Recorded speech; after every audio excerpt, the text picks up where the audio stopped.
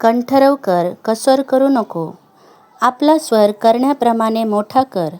माझ्या लोकांना त्यांचे अपराध, याकोबाच्या घराण्यास त्याची पातके विदित कर. ते तर रोज रोज माझ्याकडे येतात, माझे मार्ग ते जाणू इच्छितात.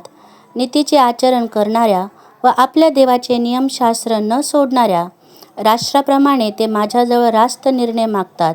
देवाची समीपता ते इच्छितात. आम्ही उपवास करतो ते तू का पाहत नाहीस? आम्ही आपल्या जीवास पीडा देतो ती तू का लक्षात आणत नाहीस? पहा, आपल्या उपवासाच्या दिवशी तुम्ही आपले कामकाज चालवता.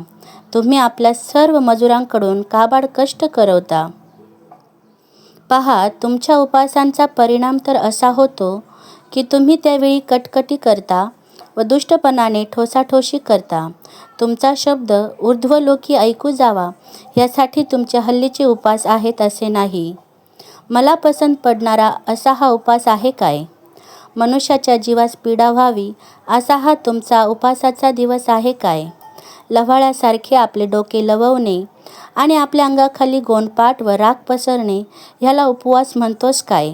आणि असा दिवस परमेश्वराला मान्य होईल काय? दुष्टतेच्या बेड्या तोडाव्यात, जुवाच्या दोऱ्या सोडाव्यात, जाचलेल्यांना मुक्त करावे, सगळे जोखड मोडावे, हाच मला पसंत असा उपवास नव्हे काय?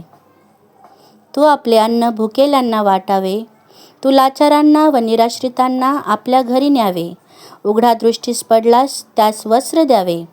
तू आपल्या बांधवाला तोंड लपवू नये, हाच तो उपवास नव्हे काय? असे करशील तर तुझा प्रकाश प्रभातीप्रमाणे फाकेल, तुझी जखम लवकर भरेल, तुझी नीतिमत्ता तुझ्या पुढे चालेल व परमेश्वराचा गौरव तुझा पाठीराखा होईल. तेव्हा तू हाक मारशील ती परमेश्वर ऐकेल. तू धावा करशील तेव्हा तो म्हणेल, हा मी आहे. जर तू आपल्यामधून जोखड लादण्याचे सोडून देशील, बोट दाखवण्याचे व दुष्ट गोष्टी बोलण्याचे टाकून देशील, जर तू आपल्या जीवाला इष्ट ते भुकेल्यांना देशील, दुःखग्रस्त जीवांना तृप्त करशील, तर तुझा प्रकाश अंधकारात झळकेल, निबिड अंधकार तुला मध्यान्हाचे तेज असा होईल.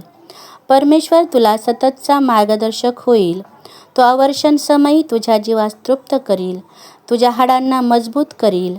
तू भरपूर पाणी दिलेल्या मळ्याप्रमाणे होशील, पाणी कधी न आटणाऱ्या झऱ्याप्रमाणे होशील.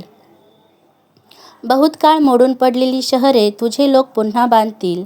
पूर्वीच्या पिढ्यांनी घातलेले पाये तू पुन्हा उभारशील. मोडतोडीचा जीर्णोद्धार करणारा, वस्ती होण्यासाठी रस्त्यांची दुरुस्ती करणारा असे तुझे नाव पडेल. आमेन.